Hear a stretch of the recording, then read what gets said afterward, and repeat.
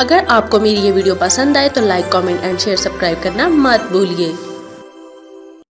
سلطنت عثمانیہ کی اگلی ایپیسوڈ کی طرف بڑھتے ہیں اور اس زلزلے نے دیواریں ہلا کر رکھ دی، جس کی وجہ سے یہاں کی آبادی علاقہ چھوڑنے پر مجبور ہو گئی۔ عثمانیوں کے لیے اب شہر میں داخل ہونا بالکل آسان ہو گیا تھا۔ بیزنطی شہنشاہ نے بہت احتجاج کیا لیکن بے سود، اور خان نے جواب دیا، عنایت ربانی نے شہر کے دروازے اس کی فوج پر وار کر دیے ہیں، اور کچھ ہی عرصے میں شہر یورپ میں عثمانیوں کا ہراول دستہ بن گیا۔ وہ اولین حملے جو جزیرہ نمائے بلقان کی فتح پر منتج ہوئے، اسی شہر سے کیے گئے تھے۔ جب ہینا پنجم بالیلوف جس بیزنطہ کا واحد حکمران بنا تھا تو اس نے یورپ میں سلطان کی تمام فتوحات کو تسلیم کر لیا، اس شرط پر کہ سلطان قسطنطنیہ تک رسد اور خوراک پہنچانے کو آسان بنائے گا، اور خان نے بہت سے مسلمان قبیلوں کو اس غرض سے ان علاقوں میں بھیجا کہ وہ اسلام کی تبلیغ کریں اور یورپ سے عثمانیوں کے انخلاء کو نصرانیوں کے لیے ناممکن بنا دے۔ وہ عوامل جن کی بدولت اور خان اپنے مقاصد میں کامیاب ہوا، اور خان کا مرحلہ وار آگے بڑھنا اور اپنے والد عثمان کی کوششوں سے استفادہ کرنا، نیز مادی اور معنوی امکانات کی موجودگی جو انا فضول کے علاقوں پر فتح اور ان پر عثمانیوں کے تسلط میں معاون ثابت ہوئے ہیں اور خان کی کوششیں امتیازی حیثیت رکھتی ہیں۔ اس نے اپنی سلطنت کی توسیع کے لیے جو اقدامات کیے ہیں وہ مرحلہ وار اور فیصلہ کن تھے۔ عالم مسیحیت کو اس بات کا احساس تک نہ ہوا کہ یہ سلطنت یورپ کی طرف بڑھ رہی ہے۔ انہیں اس بات کا احساس اس وقت ہوا جب مسلمانوں نے سمرقند کو عبور کیا اور غالیبوں پر قبضہ کر لیا۔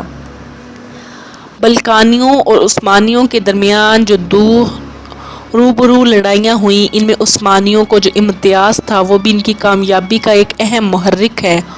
عثمانیوں کی صفوں میں اتحاد تھا، دینی اور فکری لحاظ سے یہ ایک تھے، پوری فوج مذہب پر یقین رکھتی تھی۔ بیزنطی سلطنت مرحلہ اضمحلال میں تھی۔ بیزنطی معاشرہ سیاسی انتشار اور دینی و معاشرتی گراوٹ کا شکار ہو چکا تھا، سو اس چیز نے اس سلطنت کو اپنی سلطنت میں ضم کرنا عثمانیوں کے لیے آسان بنا دیا۔ بیزنطیہ، بلغاریہ، سربیا اور ہنگری کی حکومتوں کے درمیان عدم و اعتماد نے مسیحی محاذ کو کمزور بنا دیا تھا، اس لیے اکثر اوقات عثمانیوں کے خلاف سیاسی اور عسکری اتحاد قائم کرنے میں یہ لوگ ناکام رہے۔ روما اور قسطنطنیہ کے درمیان دینی اختلافات یعنی کیتھولک اور آرتھوڈکس فرقوں کی جبکش، یہ دونوں فرقے کافی مقبولیت حاصل کر چکے تھے اور ان کی حلقہ ہائے اثر خاص سے مستحکم ہو چکے تھے۔ اس فرقہ بندی نے فریقین کے دلوں میں شدید نفرت پیدا کر دی تھی۔ عثمانیوں کا جدید فوجی نظام، جسے نظریاتی بنیادوں، تربیتی منہج، ربانی اہداف کے مطابق تشکیل دیا گیا تھا، اور اس کی نگرانی عثمانیوں کے لیے بہترین قائدین کر رہے تھے۔ تیسری بحث سلطان مراد اول 761 تا 791 ہجری بمطابق 1360 تا 1399 عیسوی۔ مراد اول بہادر، مجاہد، کریم اور دیندار فرمانروا تھا، نظم و ضبط کا بڑا پابند، نہایت عدل، غریب پرور رعایا کے ساتھ انصاف برتنے والا، سپاہ کا خیال رکھنے والا، غزوات کا شغف رکھنے والا، مساجد، مدارس اور پناہ گاہوں کے قیام کا شوقین۔ اس کے حاشیہ نشینوں میں بہترین سپہ سالار، تجربہ کار جرنیل اور فوجی تھے۔ یہ تمام لوگ مجلس شورا کے رکن تھے اور سلطان ان کے تجربات سے پورا استفادہ کرتا تھا۔ انہوں نے بیک وقت ایشیائے کوچک اور یورپ میں اپنی سلطنت کی سرحدوں کو وسیع کرنے کے لیے اقدامات کیے۔ یورپ میں عثمانی سپاہ بیزنطی سلطنت کے محروسہ علاقوں پر حملہ آور ہوئی اور 762 ہجری بمطابق 1360 عیسوی کو ایڈریانوپل پر قبضہ کر لیا۔ بلقان میں اس شہر کو بڑی اہمیت حاصل تھی۔ یہ قسطنطینیہ کے بعد بیزنطی شہنشاہیت کا دوسرا بڑا شہر تھا۔ 768 ہجری بمطابق 1366 میں مراد نے اسے عثمانی سلطنت کا دارالحکومت بنا لیا۔ اسی کے ساتھ ہی اس عظیم سلطنت کا دارالحکومت ایشیا سے یورپ میں منتقل ہو گیا اور ایڈریانوپل کا شہر ایک اسلامی دارالسلطنت بن گیا۔ دارالحکومت کی اس منتقلی میں مراد کے پیش نظر درج ذیل اہداف تھے: ایڈریانوپل کے عربی استحکامات سے فائدہ اٹھانا اور جہادی سرگرمیوں کے علاقے سے اس کا قریب تر ہونا، یورپی اقالیم جن تک جہاد کی بدولت ان کو رسائی حاصل ہو چکی تھی، انہیں اپنی سلطنت کا حصہ بنانے میں مراد کی رغبت اور ان علاقوں میں اپنے قدم جمانا۔ مراد نے سلطنت کی ترقی و استحکام کے تمام ذرائع اور فرمانروائی کے تمام اصولوں کو اس دارالسلطنت میں یکجا کر دیا اور اس میں ملازمین، سپاہ قانون دان، علماء دین، ہر قسم کے لوگوں کی مجلسیں اور تنظیمیں تشکیل دے دی، عدالتیں قائم کی، شہری مدارس اور انکشاریہ کی تربیت کے لیے عسکری ادارے بنائے۔ ایڈریانوپل کی سیاسی، عسکری، انتظامی، ثقافتی اور دینی حیثیت برابر قائم رہی، حتیٰ کہ 858 ہجری بمطابق 1453 عیسوی میں عثمانیوں نے قسطنطینیہ کو فتح کیا اور ایڈریانوپل سے دارالحکومت منتقل ہو کر قسطنطینیہ چلا گیا۔ مراد کے خلاف صلیبی اتحاد۔ مراد کی جہادی اور دعوتی تحریک جاری رہی اور وہ یورپ کی اقالیم کو یکے بعد دیگرے فتح کرتا چلا گیا، حتیٰ کہ اس کا لشکر مقصد و دنیا کو فتح کرنے کی غرض سے چل دیا۔ اس کی کامیابیوں کی شہرت دور دور تک پھیل چکی تھی، سو اس کے بڑھتے ہوئے قدموں کو روکنے کے لیے یورپی بلقانی صلیبی معاہدہ ہوا۔ پوپ اور باپنجم نے اس معاہدہ کی تحسین کی اور سربیوں، بلغاریوں، ہنگریوں اور اقالیم دلاشیا کے باسیوں کو بھی اس معاہدہ میں شرکت کی ترغیب دی۔ اس معاہدہ میں شریک تمام ملکوں نے ایک بہت ہی بڑا لشکر تیار کیا جس کی تعداد 60,000 افراد پر مشتمل تھی۔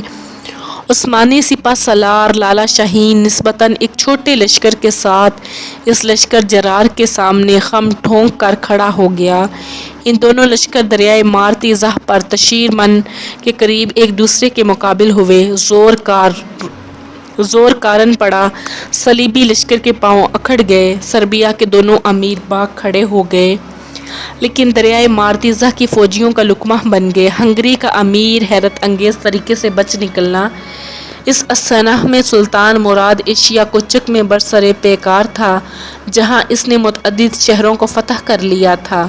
پھر وہ اپنی سلطنت کے مرکز کو واپس ہوتا ہوا مفتوحہ اقالیم اور شہروں کا نظم و نسق بہتر بنائے، جیسا کہ وہ اکثر کیا کرتا تھا۔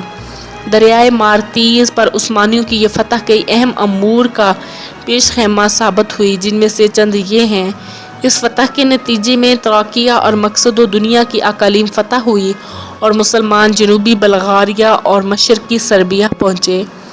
سلطنت بیزنطیہ کی املاک اور شہر نیز بلغاریہ اور سربیا موسم خریف کے پتوں کی طرح یکے بعد دیگرے جھڑتے گئے اور ان پر مسلمانوں کا قبضہ ہوتا گیا۔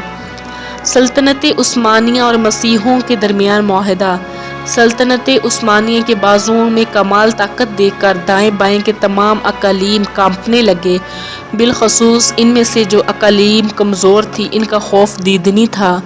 یہی وجہ تھی کہ راجوزہ کی جمہوری سلطنت نے پہل کرتے ہوئے سلطان مراد کی خدمت میں سفارت روانہ کی اور دوستی کے معاہدے کی درخواست کی۔ اس معاہدہ کی روح سے دونوں ملکوں کے درمیان تجارتی روابط کا قیام بھی عمل میں آیا اور قرار یہ پایا کہ جمہوریہ راجوزہ اس معاہدے کے بدلے میں 500 سنہری ڈوک اس ملک کی کرنسی سالانہ جزیہ ادا کرے گی۔ یہ پہلا معاہدہ ہے جو دولت عثمانیہ اور ایک دولت مسیحی کے درمیان طے پایا۔ کوسووکا معرکہ۔ سلطان مراد اپنے سپہ سالاروں کے طریق کار کو چھوڑ کر بذات خود دور تک بلقان میں گھستا چلا گیا، جس کی وجہ سے سربیا والوں کو شے ہوئی اور انہوں نے یورپ سے بادشاہ کی عدم موجودگی سے فائدہ اٹھانے کی کوشش کرتے ہوئے مرتبہ بلقان میں عثمانی فوجیوں پر حملہ کیا، لیکن انہیں عثمانیوں کے خلاف کوئی قابل ذکر کامیابی نہ ہوئی۔ لہٰذا سربیا والوں اور بوسنیا والوں نے بلغاریہ کے باسیوں سے معاہدہ کیا اور ایک یورپی صلیبی لشکر ترتیب دیا۔ یہ ایک بہت بڑا لشکر تھا۔ ادھر سلطان مراد پوری تیاری کے ساتھ اپنی فوجوں کے ساتھ بلقان میں کوسوں دور کے علاقے میں پہنچ چکا تھا۔ کہا جاتا ہے کہ سلطان مراد کے وزیر، جن کے پاس جنگ کے دوران قرآن کریم کا ایک نسخہ ہوتا تھا، اتفاقاً بغیر کسی ارادے کے قرآن کریم کھولا تو ان کی نظر فوراً اس آیت کریمہ پر پڑی جو سورۃ الانفال کی آیت ہے، جس کا ترجمہ کچھ یوں ہے: اے نبی، اہل ایمان کو جنگ کی ترغیب دو۔ اگر تم میں سے 20 صبر کرنے والے ہوئے تو وہ 200 پر غالب آئیں گے، اور اگر 100 ہوئے تو وہ 1000 کافروں پر غالب آئیں گے، کیونکہ یہ وہ قوم ہے جو کچھ سمجھ نہیں رکھتے۔ وزیر محترم نے اسے نیک شگون کا گمان کیا اور اسے مسلمانوں کی فتح پر محمول کیا۔ اس واقعے سے تمام فوج کو بھی فتح کا یقین ہو گیا۔ دونوں فوجیں آمنے سامنے کھڑی ہوئی۔ دوسرے ہی لمحہ جنگ شروع ہوئی۔ زور کارن پڑا، معرکہ کارزار گرم ہوا اور بالآخر یہ جنگ مسلمانوں کی واضح اور یقینی کامیابی کے ساتھ ختم ہو گئی۔ سلطان مراد کی شہادت۔ قصود میں اس کامیابی کے بعد سلطان مراد میدان جنگ کا معائنہ کرنے لگا۔ وہ مسلم شہداء کی صفوں کے درمیان پھرنے لگا اور ان کے لیے دعا کرنے لگا۔ اس طرح زخمیوں کو تلاش کیا اور ان کی مرہم پٹی کے احکامات صادر ہوئے۔ اس اثناء میں ایک سپاہی اٹھا جو مردوں میں بڑا اپنے آپ کو مردہ ظاہر کر رہا تھا۔ اس کا تعلق سربیا سے تھا۔ وہ سلطان کی طرف دوڑ پڑا۔ محافظوں نے اسے گرفتار کر لیا، لیکن اس نے یہ بہانہ بنایا کہ وہ سلطان سے بات کرنا چاہتا ہے اور ان کے ہاتھ پر اپنے مسلمان ہونے کا اعلان کرنے کا آرزو مند ہے۔ سلطان نے اپنے محافظوں کو اشارہ کیا کہ وہ اسے چھوڑ دیں۔ اس نے سلطان کے ہاتھ چومنے کی ایکٹنگ کی اور پھر فوراً اپنا زہر آلود خنجر نکال کر سلطان پر حملہ آور ہوا۔ سلطان زخمی ہوا اور 15 شعبان 791 ہجری کو شہادت کا تاج سر پر سجائے راہی ملک بقا ہوا۔ اللہ کریم ایسے پاک باز مجاہد اور مسلمان سلطان پر اپنی کروڑوں رحمتیں نازل فرمائے۔ سلطان مراد کی زبان سے صادر ہونے والے آخری کلمات کچھ اس طرح سے تھے: میرے پاس صرف اتنی مہلت باقی ہے کہ میں اللہ تعالیٰ کا شکر ادا کروں۔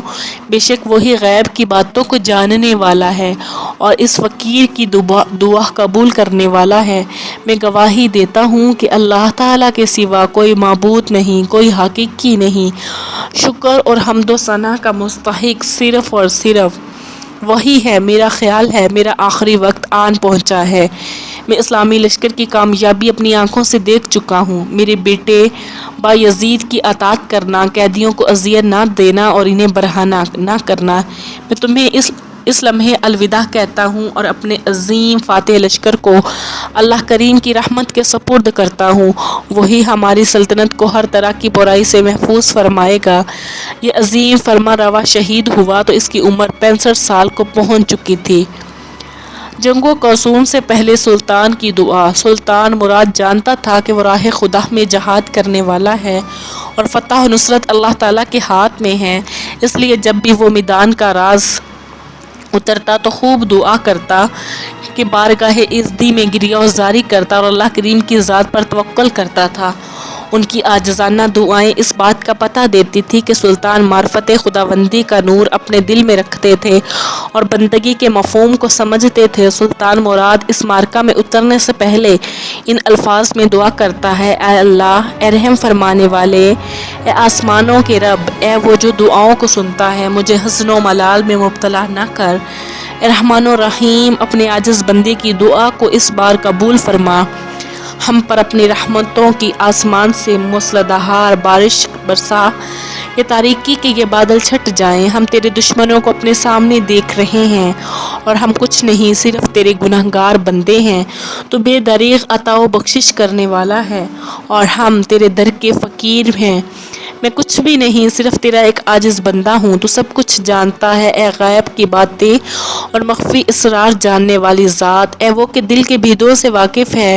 میرے سامنے کوئی ذاتی مصلحت اور منفعت نہیں اور نہ مال غنیمت کی طلب مجھے آمادہ جنگ کر رہی ہے، میں صرف تیری رضا کا طالب ہوں۔ اے اللہ، اے علیم، اے ہر موجود میں موجود ذات، میں اپنی روح تیرے سپرد کرتا ہوں، میری التجا کو قبول فرما۔ دشمن کے سامنے مسلمانوں کو ذلیل و رسوا نہ کر، انہیں فتح سے ہمکنار کر۔ اے اللہ، اے ارحم الراحمین، مجھے ان کی موت کا سبب نہ بنا بلکہ ان کی فتح و کامرانی کا موجب بنا۔ اے میرے رب، میں اپنی روح تیرے لیے قربان کرتا ہوں، میں چاہتا ہوں، میں ہمیشہ چاہتا رہوں کہ میں لشکر اسلام کی خاطر شہید ہو جاؤں۔ الہی، مجھے ان کی تکلیف دیکھنا نصیب نہ ہو۔ اے میرے مولا، اس بار تو مجھ پر رحم فرما کہ میں تیری راہ میں تیری رضا کے لیے شہید ہو جاؤں۔ ایک روایت میں دعا کے الفاظ یہ ہیں: الہی، میں تیری عزت و جلال کی قسم کھاتا ہوں کہ میرا مقصد اس جہاد سے یہ فانی دنیا نہیں، میں تو تیری رضا چاہتا ہوں اور مجھے اس کے علاوہ اور کچھ نہیں چاہیے۔ اے اللہ، میں تیری عزت و جلال کی قسم کھاتا ہوں کہ تیرے راستے میں نکلا ہوا ہوں، اپنے راستے میں موت دے کر میری عزت افزائی فرما۔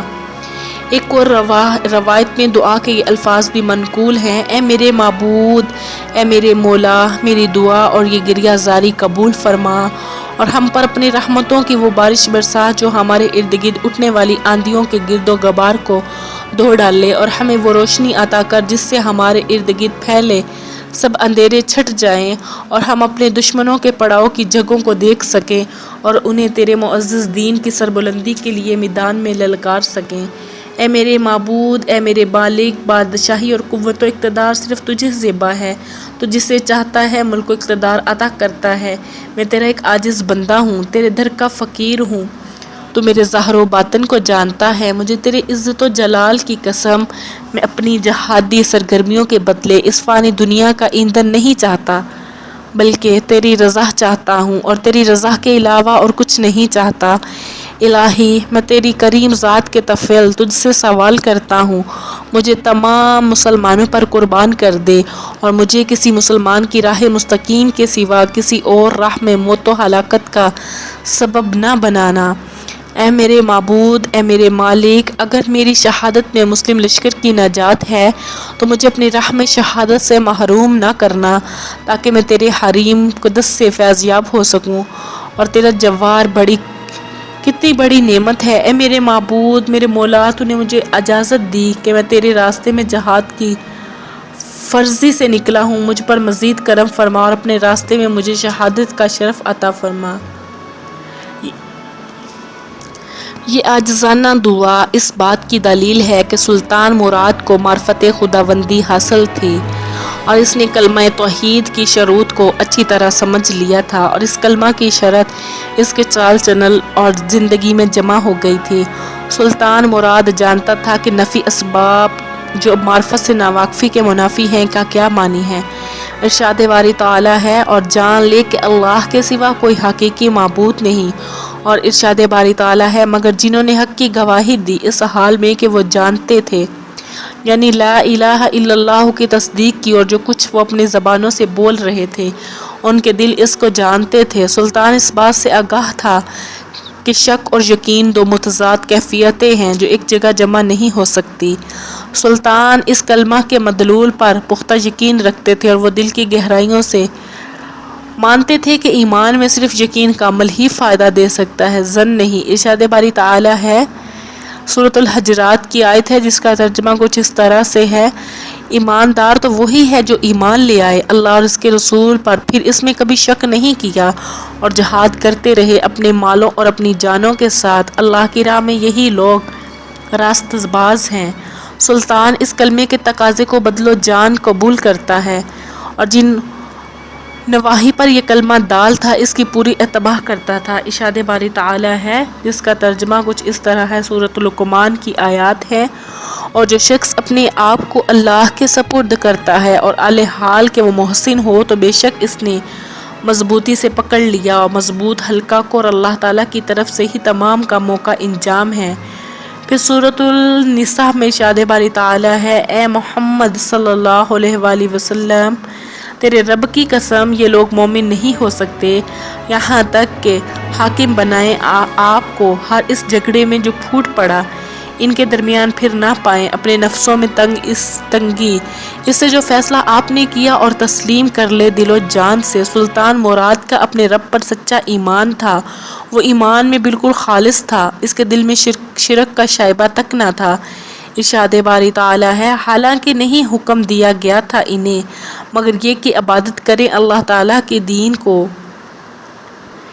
اس لیے